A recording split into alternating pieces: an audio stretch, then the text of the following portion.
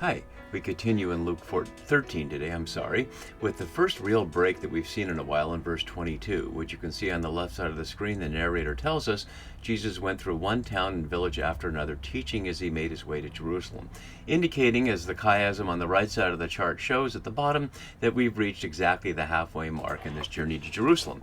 So we're in this section down here where the scene we have today will connect with the lament over Jerusalem that we'll see next time. As you can see, both from this chiasm structure from Dennis Ham here, so our section here matching what we heard up here, and where the west and the south had to do with the winds, and here it has to do with people coming from, and then what we'll see next time with the abandonment of the house and the lament over Jerusalem. It also follows from the sequence we've been looking at in chapter 13, where this whole section is about giving Jerusalem one more chance, and here we are in this section here. So it should not surprise us, although the text doesn't say so, that the issue of struggling or striving to enter through the narrow door is juxtaposing the traditional way of the Jerusalem temple with its large doors, as we'll see, and the way of Jesus is the narrow door. Luke doesn't have what John's gospel does where Jesus says, "I am the door," but that's implied here, as we'll see. So we're continuing in this sequence around the question of the choice between Jerusalem and the way of Jesus. And just a reminder that by the time Luke had written, the Romans had already destroyed the Jerusalem temple and Jerusalem itself in the war that ended in year 70, as will be narrated later in chapter 21 in Luke, and we'll see that there. Even though it's in Jesus' world, it's in the future, but in Luke's world, it's in the past. So the audience already knows that Jerusalem has been destroyed by the Romans, and that Jesus will interpret that as a judgment on Jerusalem. And so that's what's at issue here, I'd suggest, is the question of which direction is the way to go. And yet it emerges from a question that's the wrong question, as we'll see here, that flows from a misinterpretation of the parable before. So after Jesus had told the parable about the yeast and about the mustard seed, and went in another village, someone, presumably someone who heard that in the synagogue, or not, as the case may be, the someone, though, matches the mustard sower there, just the generic someone, asked him, and we'll look at that in a moment, "Lord, will only a few be saved?" So in other words, taking the yeast and the mustard seeds as if they're a representative of the handful and the smallness of those who will be saved in the midst of the much greater mass of the flour. But that was not the meaning of it, although as an open-ended comparison, it wasn't clear that wasn't the meaning of it. So he's asking this as a question. And as my note below has, it's the background of Palestinian Jewish expectation that all Israelites have a share in the world to come. But not only that, there's also the question of a double share. So we can look and see there's competing scriptural texts at issue here. One is from Isaiah 25:6 that we can hear here. "On this mountain of the Yahweh of hosts will make for all peoples a feast of rich food, a feast of well-aged wines, of rich food filled with marrow, of well-aged wine strained clear." But the emphasis there, of course, on this mountain, which is Mount Zion, all people. And plenty of that comes out later in Isaiah, especially in Isaiah 60, when the nations bring all their good things to Jerusalem, which is echoed in Matthew's vision of the Magi coming and bringing those things to the baby Jesus. But we're not in Matthew, we're in Luke here, yet they are asking questions around a similar issue. But the other possibility is the apocalyptic tradition that developed especially out of the destruction of the temple. And one of those texts was 4th Ezra. In the tradition of the biblical Ezra, it understands that the biblical Ezra was taken up to heaven and had this series of visions. And in those he asked questions that are plainly meant to be directing Yahweh to answer the question of why was Jerusalem destroyed. And so we hear this here. Out of context in chapter 8, but we can hear it in the context we have it here. "So he answered me and said, The Most High made this world for the sake of many, but the world to come for the sake of few. But I tell you a parable, Ezra, just as when you ask the earth, it will tell you that it provides very much clay from which earthenware is made, but only a little dust from which gold comes, so is the course of the present world. Many have been created, but few will be saved." And plenty of that kind of theology was the theology that we see at Qumran in the Dead Sea Scrolls, where they understood that the Jerusalem elite, in harmony with Jesus' understanding, was two too corrupted by its collaboration with Rome, and the only way that God would take care of them is a faithful remnant, and remnant was the key word, removed themselves from the corruption and waited in prayer for God to send the Messiah, in which case then Jerusalem would be purified from the evildoers, and that only a few would understand that.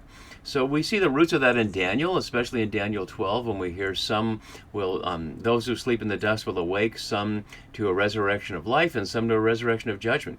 So the question of Israel as universally saved or as a chosen people collectively saved in the face of the ongoing collaboration with empire by the 1st century BC and CE, the question was whether just a handful would be saved. And some of the view is that a handful would be saved on behalf of others, and that might well be a piece of what's going on with the mustard seed and the yeast images, that a few within a larger mass can convert the whole mass.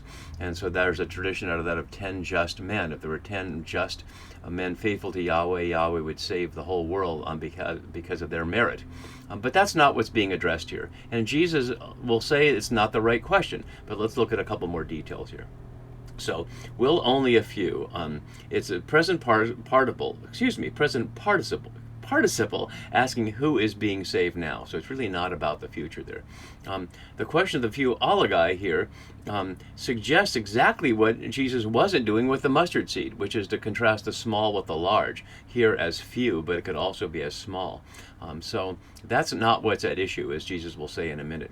In terms of saved, literally the ones being saved, we've seen sozo a number of times. It can also be translated healed, as we've seen, as in your faith has healed you.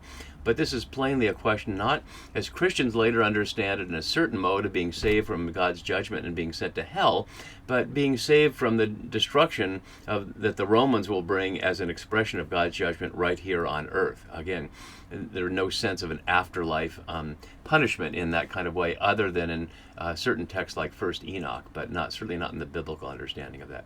So Jesus says in response, strive, or literally struggle, agonisathe, from the athletic word. We get the English word agony from it, but it's really a wrestling term, or the language of a context, as Fitzmyer says below. It's different than the word zetio, which is to seek or to strive in the sense of searching after something. But this involves the question of physical exertion, something that takes physical work to do, and it's played out against the image at the end of those who will not have the strength. So it's presented as someone being in shape to engage in something that is physically challenging. So strive to enter here, and that will echo other things we'll see in a minute, through the narrow door. The word for narrow stennis is only here, and it's limited parallel in Matthew. I didn't make a chart because it's really only sort of parallel. Let's look at it briefly. This from the near the end of the Sermon on the Mount, where Matthew has, enter through the narrow gate, for the gate is wide and the road is easy that leads to destruction, and there are many who take it. For the gate is narrow and the road is hard that leads to life, and there are few who find it. So in Matthew's version, it is about the few and the many, and he contrasts the wide gate and the easy road to destruction. But we don't see that here. This is a very different image. And it's not happening in the Sermon on the Mount as it is in Matthew. It's happening in response to these little comparisons we see.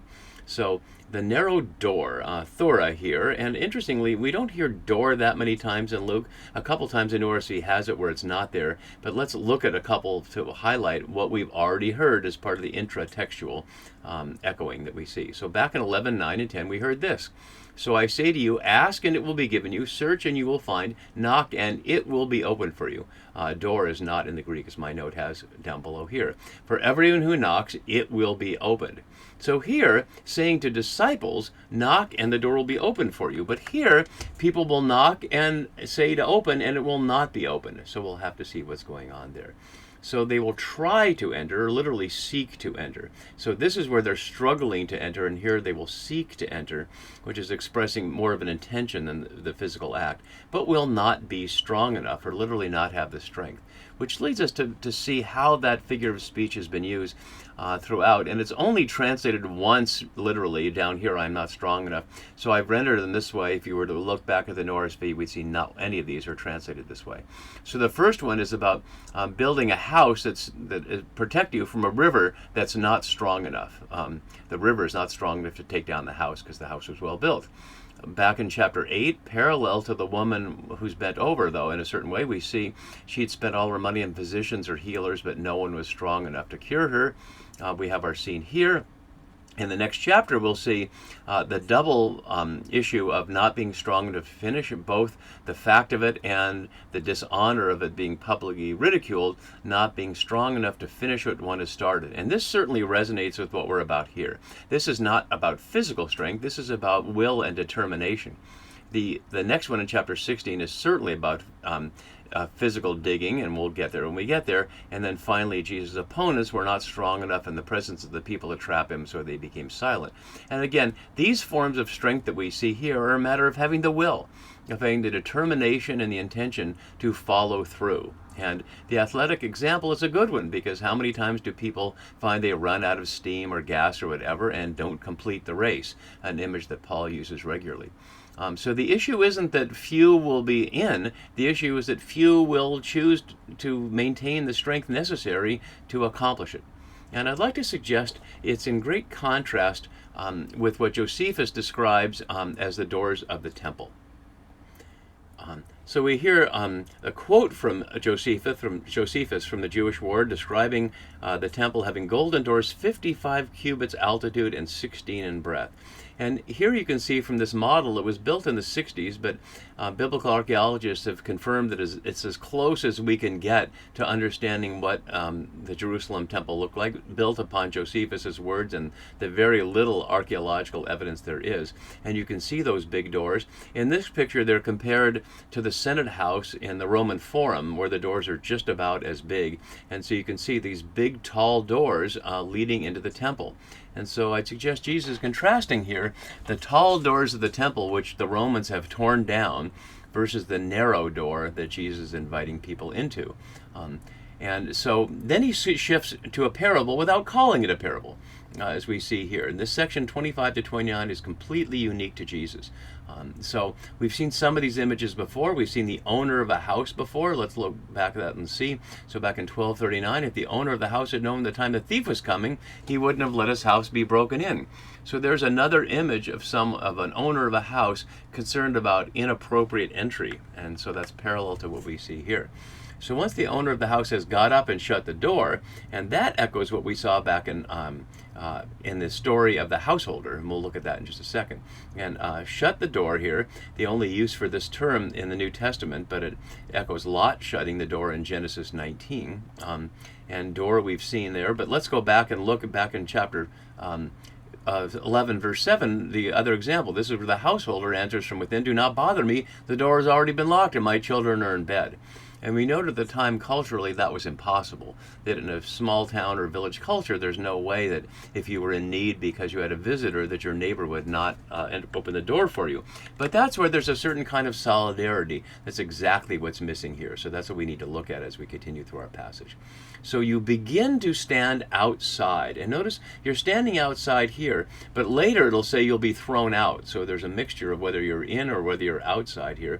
This is the plural here. So this is being addressed presumably to the people on the side and the previous scene of the leader of the synagogue or anybody else like that who thinks that Jesus is disrupting something that they're already a part of, whether that's the Pharisees or others who think, as we heard John the Baptist say back in chapter 3, "Do not presume and say to yourselves, you're children of Abraham. God can raise up children to Abraham from these stones." And in fact, we'll see Abraham mentioned down below. So you begin to stand outside and knock at the door. And the word for knock, kruo, here was in the passage we just looked at and the one in 1236, and that's all. And so Matthew has it in 25:11-12. Let's look at that, which is parallel but a very different scene about the foolish virgins who didn't have enough oil for the wedding. And then they come later and they say, "Lord, Lord, open to us." And he replied, "Truly I tell you, I do not know you." So that's in the context of staying apocalyptically awake on the edge of the Passion story. This is not about that apocalyptic urgency. It's about having the determination to stay with the program. So they call him Lord, but that could also be simply Sir as a polite tone here. Open to us. And notice they're making a demand here, telling him what to do. And in reply he will say, "I do not know where you come from." And notice there's a little mini chiasm here, because it's repeated there twice. So in the middle is their claim here. So where you come from is pathin. In John's gospel, that's a key term for where Jesus is from or where others are from. But it's only in one other place in Luke, and it has to do with authority there. So I'd like to suggest that the question of where you come from is revealed in the chiasm that makes this scene here. Because what we'll see in a few minutes is people come from all the four directions, which is parallel here to the wind coming from different directions, and that will be our contrast there between those who come from all the directions and these who he doesn't know where they're from. The issue isn't that they're from some specific geographic place, of course, although it could suggest that some are coming from the diaspora, the Jewish population or Israelite population outside of Israel-Palestine. But what it seems like it's more likely to be from here, although there's no definitive answer, is, are you coming from God or are you coming from the temple? In other words, which ideological or theological position are you coming from? Are you coming to me to be a part of what I'm about, or are you coming to me to have the appearance of being about it when your heart and your mind and your body are not really there? And so we hear from their response what they're claiming. Then you will begin to say, we ate and drank with you, and you taught in our streets. But as we've seen, just eating, he ate and drank with Pharisees and others who oppose him, and we've seen that a number of times. And the with you, or literally is in your sight, which is not with you. It's not to say they're in solidarity with them, it's just to say we were in your presence, you taught in our streets. But we saw earlier that Jesus said to both the 12 and the 70, if you go into a town in their streets and they don't listen, you shake the dust of their streets off your feet. So the fact of teaching in the streets does not mean people were listening, and certainly doesn't mean they were making a commitment to discipleship. So they have some fear of being excluded, Jesus anticipates. This is saying what you will say in the future in this little story. But he will say, I don't know where you come from. Go away from me. And evildoers is a bad translation here. It's literally ergotai adikias, workers of injustice. And that's really important because we'll see injustice described as the unjust manager in chapter 16 and the unjust judge in chapter 18. But plainly what the issue we previously saw was the injustice to the woman and the injustice about the Sabbath, of keeping these rules and maintaining a status quo when Jesus is there to fulfill the Jubilee in various ways. So it's not that they're evildoers, that's not the term here. It's that they're not just, they're workers of injustice, and they're not going to be part of this. And so then Jesus will turn to what the contrast is. So let's scroll down and we'll see the rest of our scene here. So, and this anticipates an apocalyptic experience of the reign of God through this imagery, and we'll see that in a second. There will be weeping and gnashing of teeth. It's only here in Luke. It's a common image in Matthew. It's often misunderstood. Weeping plainly implies sadness and crying, but the gnashing of teeth suggests anger. The word brugmas here, as Marshall notes, the verb expresses the hatred shown by enemies. The thought here is of anger directed against the master rather than of despairing remorse. And we see this example from Sirach down below. Before those who stood by me, thou, in the old language, wast my helper, and didst deliver me from the gnashings of teeth about to devour me. Which is to say, by people angry enough that they're grinding their teeth like this and being angry. So this is people being angry that they're being excluded. That God, or Jesus in this case, doesn't share in their theology. And of course, that'll be exactly why Jesus gets killed. When you see, but they will see, Abraham, Isaac, and Jacob, and all the prophets in the kingdom of God. Where and how they will see that isn't clear, but the verb horao is a verb for intense seeing or mystical seeing or visionary seeing. So it's suggesting they will have a vision of the three patriarchs here. And notice who's named and who's not named. Abraham, Isaac, and Jacob, and the prophets. But not Moses, not Joshua, not David, not Solomon, and also, sadly, not the women. Not Sarah and Rebecca and Rachel and Leah and all the other faithful women that you think would be named here, given Luke's otherwise attention to women, especially in chapter 8, and as we'll see at the foot of the cross and in the post-resurrection, the resurrection stories. But here we just have this. So we see it one other time in Luke, and that has to do with around the resurrection and marriage issues. But we'll see Abraham in chapter 16. But all the prophets in the reign of God. Notice that we heard earlier about John the Baptist, that others would come in before John the Baptist, and the least in the kingdom of God would be greater than John. But now we're hearing that all the prophets will come, and you, those he's talking to, thrown outside, are literally thrown out. And notice the word for thrown is usually the word for an exorcism, ekbalo, but it was also the word for throwing the mustard seed in the garden. It could also suggest the diaspora, which literally means the scattering of seeds of the Israelites in Egypt or in other places. That may be precisely who's being named here in verse 29. So scholars argue, as my note below has, over whether these are to be seen as Gentiles or diaspora Jews. And as my note below says, it seems to be just the personal preference of scholar than any real argument. And maybe Luke doesn't want us to decide. Maybe it can mean both, or maybe we just have to leave that in abeyance until we get to Acts, when we'll see it will be both.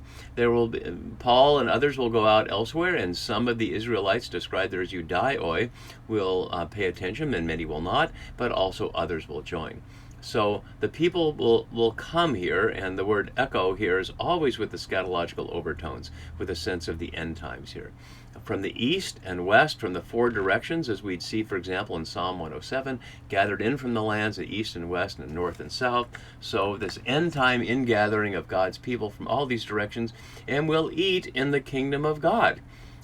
But we're not done with that, because we'll see in the next chapter, when the question becomes the focus on the elites, that someone will object to what Jesus is saying when he wants to invite all the lowly, those who might describe as the last, and will say everyone will eat in the kingdom of God. So this tension will continue into the next chapter.